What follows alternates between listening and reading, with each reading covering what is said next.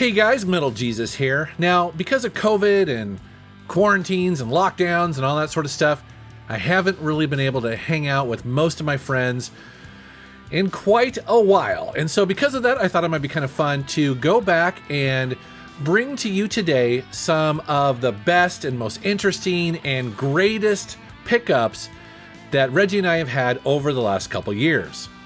Now, before we get started, I do want to mention that both Reggie and I are both grateful and extremely humbled that some of the coolest stuff that we have added to our game collections has come from you guys, either directly or maybe through trades or things like that. And again, it's something that we do not take lightly. We are always amazed that you guys do that. And so I just want to say that, again, thank you very much for everyone who has ever contributed to either of our game rooms. We really, really appreciate it. Now, with that said, let's go ahead and take a look at some of the coolest stuff that Reggie and I have added to our game collections over the last couple years. I guess I'd call this the Holy Grail item. Okay. No idea what that is. Something, wow, yeah, I feel like I'm having another moment here. This is the test system. Oh, PS3. That's funny. I just thought it was another PS3. I'm like, what? I know, right? Okay. So this PS3 is pretty amazing. What this does is you can upscale PS3 games all to 1080p. You can force it to do that with this system. PS3 games. PS3 games, you can force them to play in 1080p. Most PS3 games play 720p, as we know. This can make them 1080p, which is pretty amazing. It also is backwards compatible with PS1 and PS2 games, but here's the thing with that. You can play the imports as well. So you can play PAL PS1 games, Japanese PS1 games. The same goes with PS2. I was wondering how you were playing some of these. Okay. And you could play them in good resolution with this system. This system could do a lot. I'm still figuring it out. My buddy Kyle found this for me. Kyle, man, if you're watching, man, dude. Man, he picked up one and he got me one, and I was like, man, dude, this thing is just like, dude, seriously. So that is a test version of the original. So it probably do you know, does that one there have the full PS2 on the inside? Do you think? I'm pretty sure it does. It must. Yeah, huh? I think it does. But they're built differently. At least this one I have here, it doesn't play Blu-rays.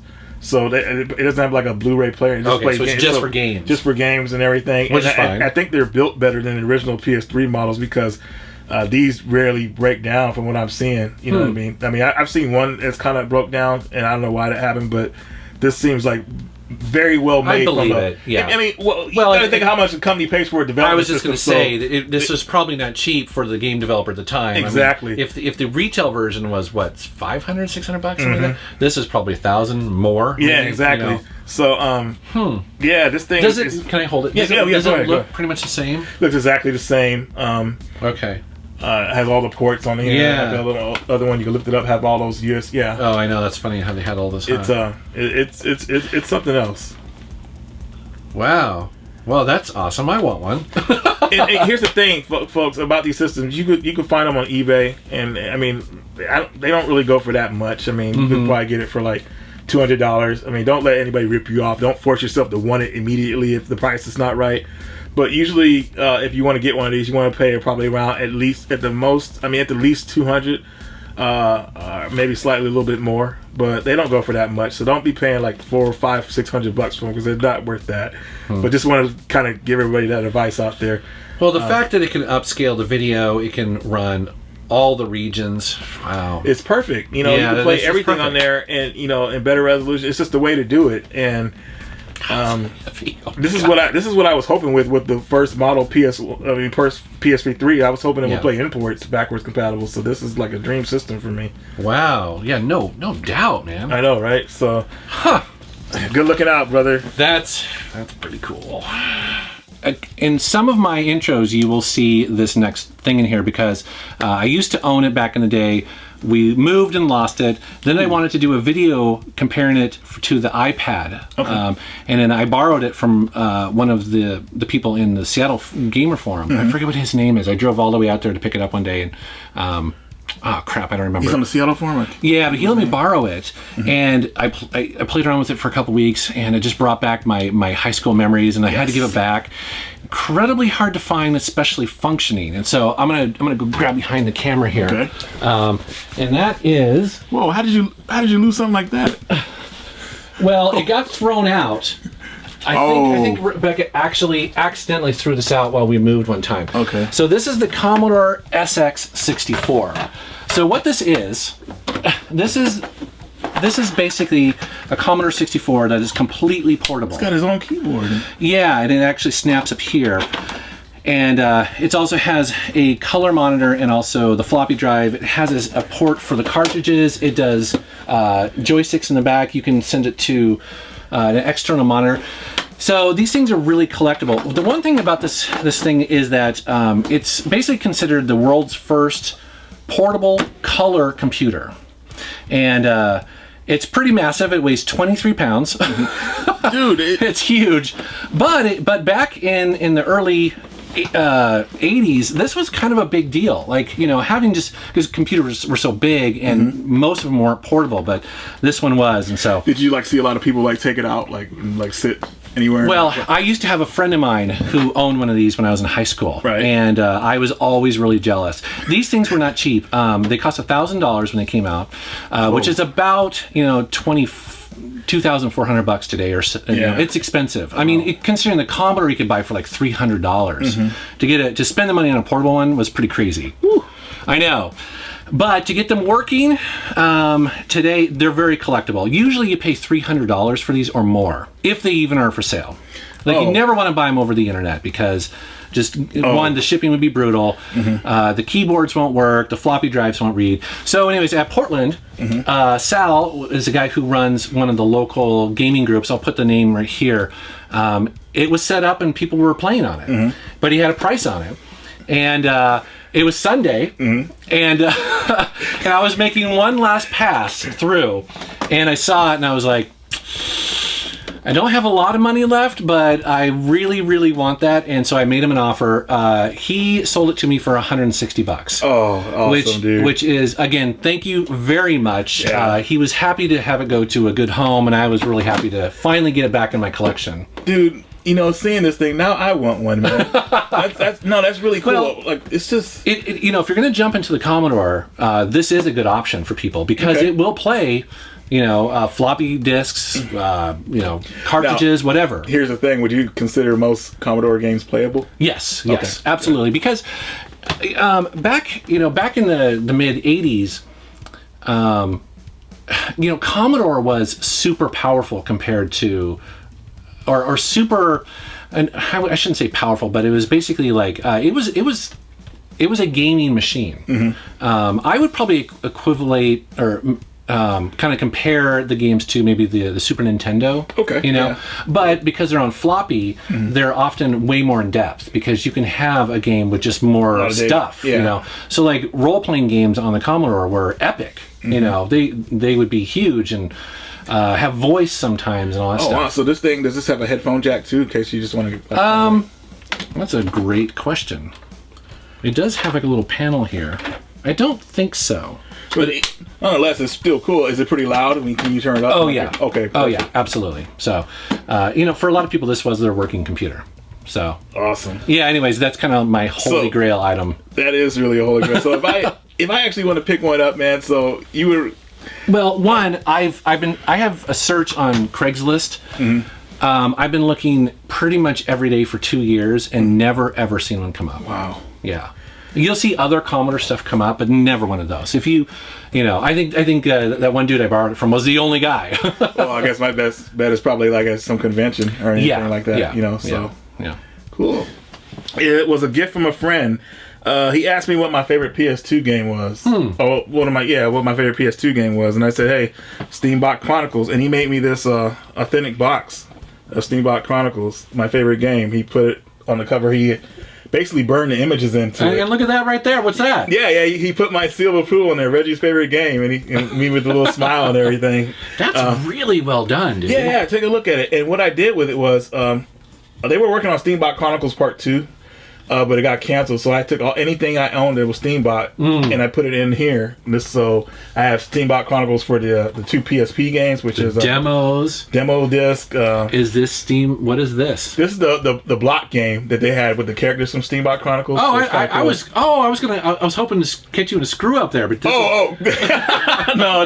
Like you randomly put a Tetris or like a Smurf game in there. I'm like, what's a Smurf game doing here? They changed the name for some reason. It's weird. Okay, I see what you. Steambox Championship. That's what they called it. So. Oh wow, interesting. That's cool. Yeah, and the inside of the box, he brought the characters in the game in there, and he put the original Japanese name, which is Bumpy Trot, and he really hooked it up, man. Fabricio, thank you so much, man. You really looked out for me. Yeah, that was a pre-order bonus. It came with a harmonica back in the day. Wow. And the harmonica was pretty good, but I actually broke my original one, so I said, no, I'm not gonna. I was playing it at work and everything. I was trying to act like cool and everything. It was hella funny. But yeah, really, really cool. This is like probably one of my favorite items in my collection. Just something really impressive piece of work. The detail on that. I mean, yeah. Huh. I mean, I guess I could choose it is my favorite game, but it was hard to choose a favorite game because you get asked that question a lot. But I had to really a game that touched the heart, and this game was it. I know.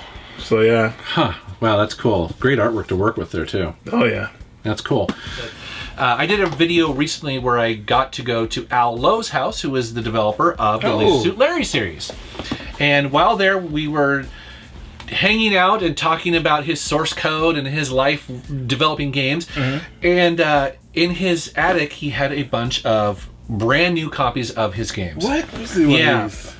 And what was great about it was that, so I was there because it was a video for my channel, and I didn't really want to be a fanboy, and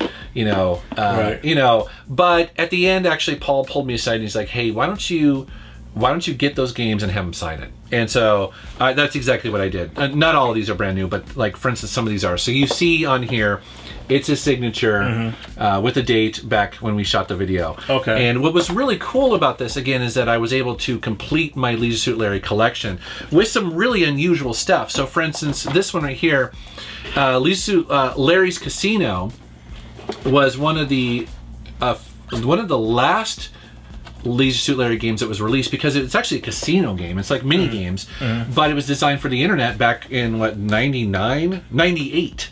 The internet back then? Yeah. Jeez. And online services. Yeah. And you had to have it, right? So this was a very unusual, way ahead of its time.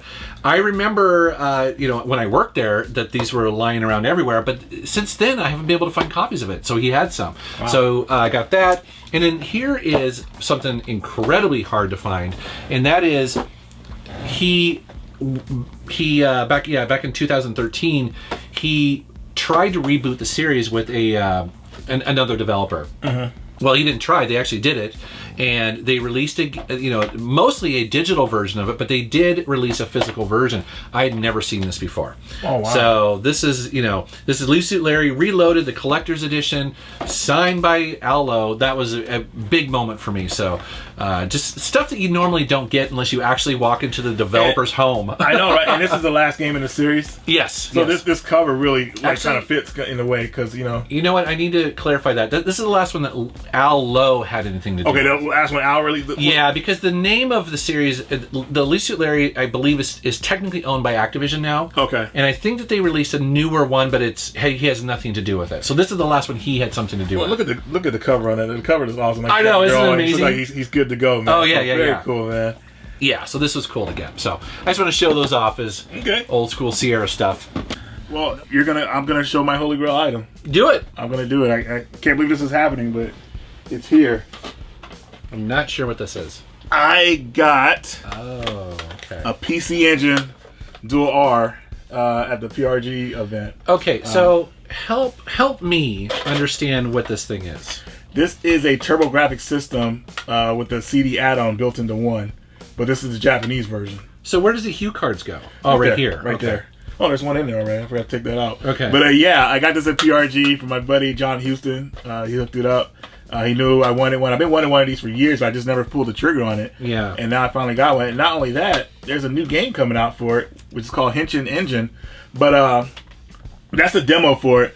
But it's the game is like a platform game and a shoot 'em up too, which is it looks fantastic and the music was good too. But the thing about it, they had to change the name of the game, so it's going to be called FX Yuki, the Henshin engine, which is coming out soon. So, man, it's just nice to get a system like this and then play a brand new game. For it. I was like, whoa, dude! Like this is like I was missing something from back in the day. You know what I mean? So that's cool that they do that because it's CD based. That they can basically duplicate their own. And the CD base is region free. Okay, but the Hue card system is not region free. Yeah, so and it'd be hard to create new Hue cards now. Yeah, definitely. But this is my Holy Grail item. Very happy to have this. I'm still shocked I'm holding this right now. You know what I mean? How much is something around there? Okay, so if you want to get one like this, I think recently they probably go for like with mods. Well, without mods, maybe $200 to $300. Mods for like RGB. Yeah, stuff like that. Oh, okay. Because it has a mod on it on the back here. You guys will see. Yeah, but you know what though? If it's a system that you're going to play and you're going to be passionate about, I mean, why not? I mean, people pay that for a PlayStation 4. And, yeah, exactly. If you're getting enjoyment out of it, it's just the thing people have with retro stuff. They want it to be cheaper because it's older and everything like that. So, but it doesn't always work that way, especially when it comes to these sort of niche systems. Yeah, exactly. And this is an easier version to get than the Turbo Dual R because Turbo Dual R is more expensive here in America. Oh, okay. And the parts aren't as good as. It wasn't made as well as this one, so that's one reason I got this. So, anyways, yep. Wow. That's my item. That's my Holy Grail item, guys. Plug it in and play it. So the next one I want to mention is a donation from Bill. I've talked about him on this channel before. I always forget how to pronounce his last name, but basically on Patreon, he's been a long-time supporter of me. He sends me and also John Hancock donations because he's got a large collection and he knows that we like Atari. So these are Atari games, but they are for the Supercharger. Yes. So I mentioned in the beginning of this video, games came on cassette. And again, back in the day, ROMs were very expensive. So in order to put more complex games on the Atari, they sold this, which basically plugged into your Atari, and then you could take any cassette player you wanted to, like a Walkman or whatever, plug it in here, and then these are Atari games on cassette. So they only made like a handful of these, like maybe a dozen or so. But he donated to my collection. He's got he's got a large collection. He knows that we dig this stuff. So you see on the spines here that they're numbered. So you can see here, so for instance, I have the first release, which is called, Phaser Patrol, Communist Mutants from Space, Fireball, Suicide Mission, Dragon Stomper, Killer Satellites, and Escape from the Mind Master. So, but again, it's really trippy to see Atari games that are released on a cassette. Isn't that weird? Yeah, that is weird, man. Wow. But the cool thing is, though... At least it wasn't an 8-track. Oh, God. I know. Yeah. Actually, they probably could have done 8-track, but thankfully they didn't. But, again, they're Atari games, so not many people care about them. Yeah, but it's just great that you preserve them like this, you know what I mean? Yes. You don't see this stuff ever. Yeah. And it's like... Definitely, seriously. This is an obscure part of Atari collecting, and so it's cool to have these in my collection. So, again, thank you so much, Bill. He also sent me a bunch of... Atari XE games and XE. That's another cool system Atari made. So wow, okay, cool. Yeah, man. Yeah, definitely. He's a cool guy. Pretty much my Holy Grail item I've been talking about for years, and those of you who've been watching these videos, you probably know what that is. So I don't. About 5 years ago, me and John were supposed to go to the Vancouver Retro Gaming Expo, and I backed up because my cousin came into town from the Navy, and John went there and he was able to get the item that I wanted from that show. I remember that. So, we actually talked about this on our stuff we wanted on your video about stuff we would love to have. And I still hadn't got the item. I kind of gave up on getting it at the time. But thanks to Angry Video Game Nerd's video he did on this item, it kind of people started to remember that I actually wanted the system. And the one that owned it, he contacted me and said, "Hey, Reggie, you still looking for the system?" I said, "Yeah, but I gave up on it, man. I'm not going to find one these days." He said, "Dude, I got this system for you, man. I don't want it, man. Do you never give up hope?" And I was shocked at first. I was like, "Dude, man, this is a joke, man." Because I thought just somebody playing around, but he was serious, and he started talking about he's pretty much an enthusiast for the system. And I'm pretty sure you guys want to know what that system is, so I'm going to grab it here. Hopefully, I don't knock anything over here. Let's see here. This is. I remember you the mentioned Amiga. this now. Yeah. CD32 system. Yeah. This is the American version that was never released, though. What? Yeah, yeah. It? So yeah, this is what it is, and not only he actually has a device he hooked onto it, so you could play like the games easier. Like you could I forgot what it was. Like you could copy the games on there because it's hard to find games for this system. Yeah, so, yeah. So maybe it plays CDRs or something. Yeah, something like that. So you can play CDRs on there. So very, very.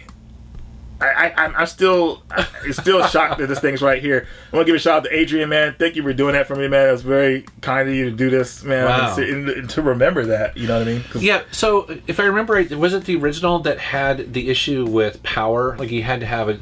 I'm trying to remember if this is the system for that. No, because Canada uses the same power that we do. I'm not really sure on that, but maybe you in the comments could help us out with some info on it.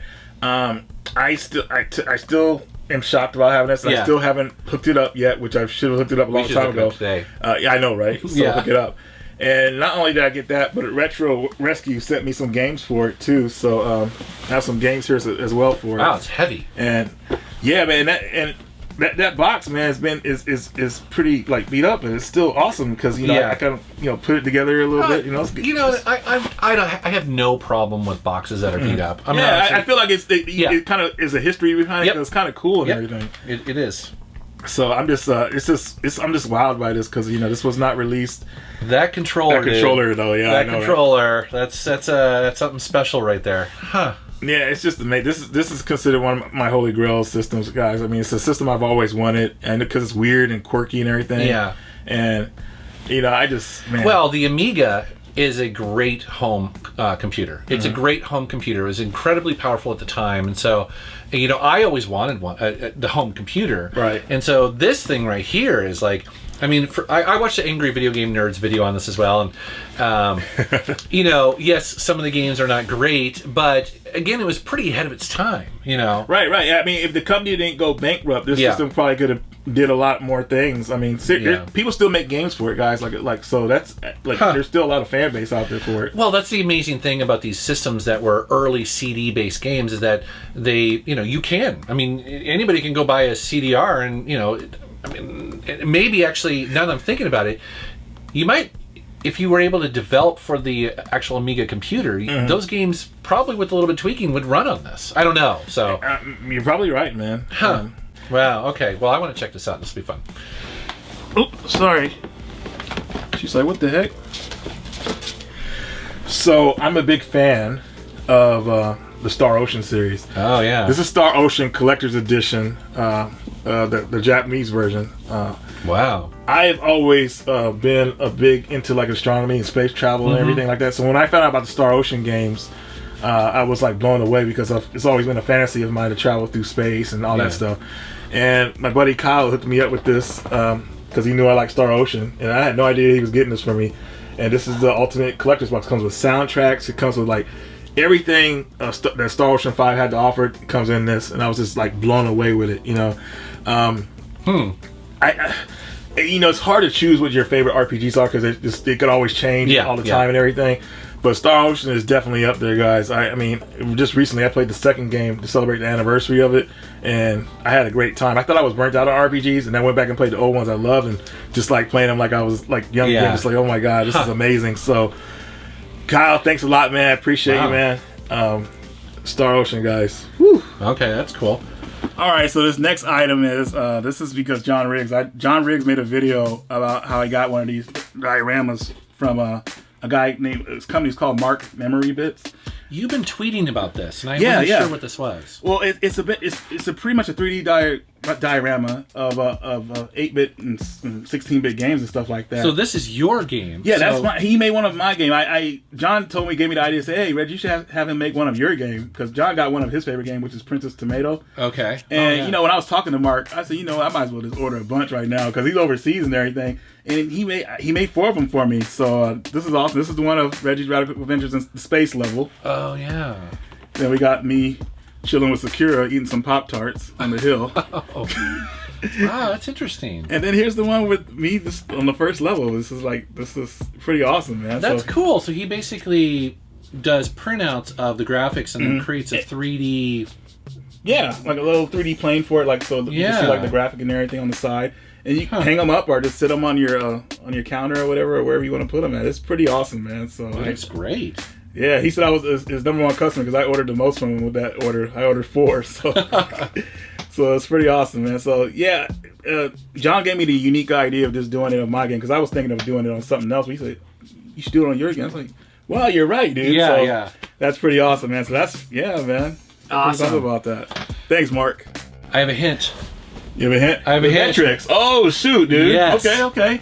So, a guy on Patreon, who has been a Patreon contributor for a while, asked me if I wanted one of his 3 Vectrexes that he had. Nice. Dude, so I did not have a Vectrex. We've been trying to tell Jason to get one, and look at it, came with this really cool cover. Yeah, dude. I know, it's like very cool, man. Very happy to have a Vectrex in my collection. This is such a cool system. It is. They still make games for it today. I mean, people are still putting out games for it. So it's funny you mentioned that because he also included in there a homebrew. Nice, dude. Yeah, this I played this a little bit. It's kind of like, it's not the most complex game, but it reminds me of Chicken on the Atari 2600. Okay. Kind of like running across the road. And so now, of course, I'm collecting Vectrex games. And so there's not a lot of retail Vectrex games, but Space Wars, Spinball, Berserk, of course, arcade classic. Hyper Chase, and then Ripoff. So got some solid titles right there. yeah, and actually, I'm probably going to be going for one of those. It's like a multi-cart. Mm-hmm. You know, that's kind of the better way to go, I think, for that sort of stuff. Yeah, definitely. And yeah, they're back on sale. I've seen them on eBay. So exactly. Yeah, very cool. So so thank you very much. I reached out and said thank you to him as well, and oh my God, so awesome. So you have a drum roll. Yeah, really. It's a blow-up girlfriend. I recently got a PlayStation sign. Now this is oh man. God, this thing is actually heavy, isn't it? I know, right? It's So this is for retail. This is what they had in the retail stores. I bought it off a friend who was just trying to get rid of some signs he had, and this was one of them. And you guys know me, I'm a PlayStation enthusiast, so I had to have this. Yeah. Even my mom went crazy when she saw it. She said, "Oh, you love PlayStation." Jeez, So this thing is heavy. I know, man, I know. You see how it looked when it's turned on. It's really bright. We'll do some B-roll of it. Okay. Huh. But yeah, man, it's a sign. So it's going to go on top of my PlayStation stuff.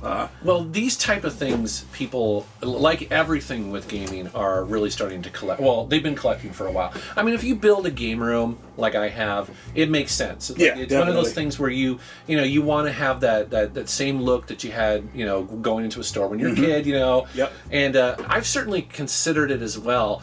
The thing is, it's such a slippery slope. It's like, where do I start? You know what I mean? Because a couple Xbox ones have come up on Craigslist, and again, it's like, you're tempted. It'd be cool to get, but it's like, do I need it? Because they're not always cheap. They're not. Like the Nintendo ones are outrageous. Yeah, sometimes. yeah, they're insane. Luckily, I got this one for a good deal, and I'm a PlayStation guy, so it was perfect. Yeah. And this thing is so bright, man. Like, man, I was thinking about putting it in my room, like, having it set to alarm, like. Like in your bedroom. Bright up and everything. That'll be something to wake up to.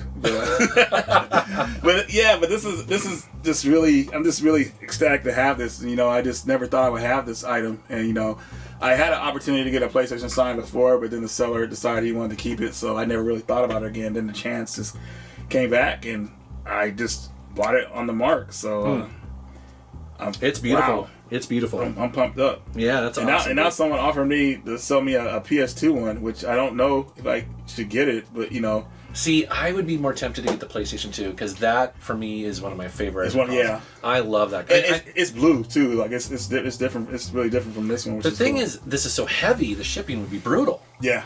Yeah, we're talking about like $50-$60 worth of shipping probably. So. Well, I mean, we'll have to take a look at it.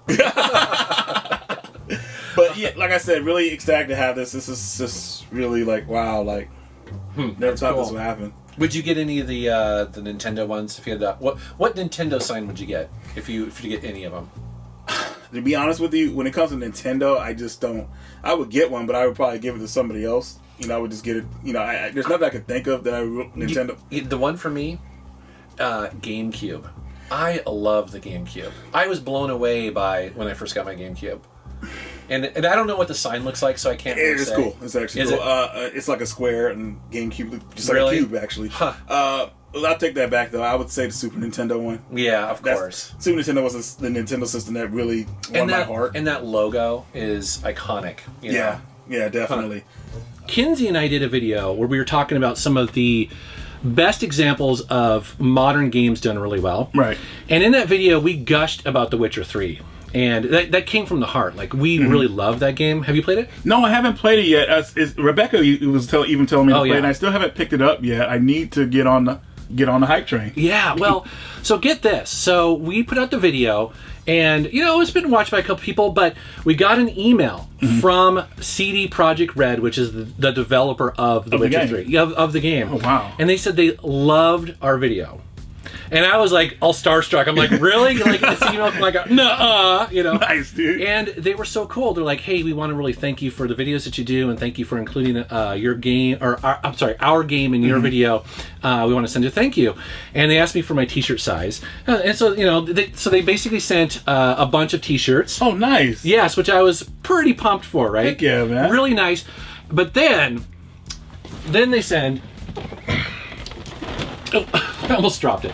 This bad boy. Whoa, dude. So this is the PlayStation 4 Collector's Edition of The Witcher 3.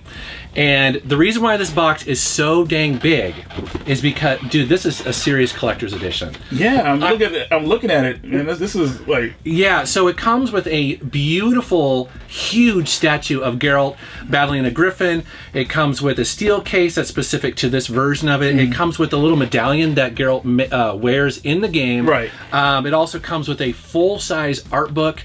It's legit. Dude, I've never seen this before. Did this come out to America, or did it come... You know, that's a good thing. It says Peggy 18 on it. I'm not sure. I don't think it did, man. So I don't know. It's pretty awesome. It's pretty crazy. And, you know, I actually have been looking at... Because, you know, when this game first was announced, it's one of those things where I didn't know if I'd like it or not. So, so you never know if you should go for, like, a collector's edition. Exactly. Of course, now that it's out and it's a masterpiece and people love it, well, you go to look for these online, and these collector's editions go for $400, $500. Like, this is such a gift. Well, this is a lot of good stuff in here, it looks like, man. I mean, you got the statue there, the book, and is there a soundtrack CD in here as well, or is that the compendium? Yep, soundtrack CD. It's the art book. I mean, it's the biggest collector's edition in my game collection now. That's awesome, dude. So I want to give a huge shout out to, obviously, CD Projekt Red. You guys are amazing. Thank you very much for watching. Thank you for sending this cool box of swag. Yeah, seriously. Also, they're working on an upcoming RPG, probably in a couple of years, called Cyberpunk 2077. So it's going to be a Cyberpunk RPG. Okay. So I was like, dude, when that comes out, hit me up. Maybe we'll do a video. Sounds interesting. Awesome, dude. Yes, very happy. I don't know where I'm going to put this. Right there. So that is a quick little highlights reel of some of the best, coolest, and greatest pickups that we have received over the last couple years. And first, I want to give a huge shout out to my buddy Reggie for, you know, coming on these videos and just being an awesome guy to hang out with in my game room. I definitely miss doing that. By the way, I've put out 50, or I think it's 51 pickups videos on my YouTube channel over the last 10 years. Some of them with Reggie, and then some of the earlier ones just myself. And now, if you like this video and you'd like to see more, please let me know down in the comments below. Give the video a thumbs up. I'd really appreciate it. And let me know what you think. So, all right, guys, thank you very much for watching. Thank you for subscribing, and take care.